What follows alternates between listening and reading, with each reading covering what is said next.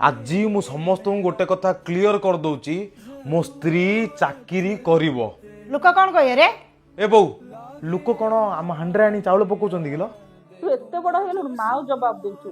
जवाब दउनी मो स्त्री को ता अधिकार देबा पई चेष्टा करूछी। कौन चाकरी करले का तो स्त्री को तार अधिकार मिलिबो?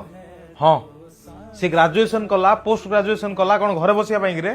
काई मो मांगिना तो चाकरी करनी काहे ना तू केबे भाउजो से अधिकार देनु तांकर प्लस 2 सरला तांके बाहा ही होले तापर तू केबे पचारसु तमे पढिबो कि तमे भविष्यत रे कोन करिबा को चाहुचो सीधा नेलु चुली मुंडरे ठिया करि देलु। माई पुगु एते बहप देबार भल नाइ रे आपा।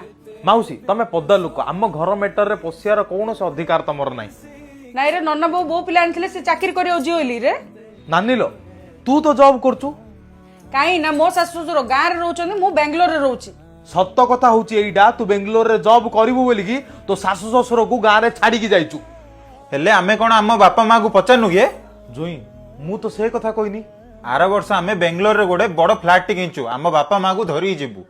हाँ जोई मु भी एक्जाक्टली सेम कथा कहूची तमे आ तम स्त्री मिसिकी आज 2 पैसा कमेइलो बोली कि तमे गोटे बड़ घर टे किनी कि तम बापा माँ को नहीं कि जाई परछो आ कोन मोर एतिक अधिकार नै मो भविष्यत रे हेबा को थिबा पिल्ला को मु गोटे उज्जवल भविष्यत देबी गोटे भलो लाइफस्टाइल देबी। आ सत्य कहिलो गोटे लोकर इनकम रे कोन ए सब करिया संभव? जोई मानक सहित भौणी मानक सहित केमती कथाबार्ता मु जणा नै ना कोन बड़जुई तमे फास्ट तम स्त्री तुले भलरे व्यवहार कर चालू को आगे गाली करछो मन इच्छा कथाबार्ता करछो हाथ उठाउछो तमे कोन मते बुझेबो हे? देखे तो भाई किंती कहूची मते सत था तो कहूची कोन मिछ कहूची ना कोन। फाइनली गोटे कथा क्लियर कट कहि दउची मो स्त्री चाकरी करिवो आ मु ताकू ता अधिकार देबी आ एइडारे जागु खराब लागुची आई एम सॉरी।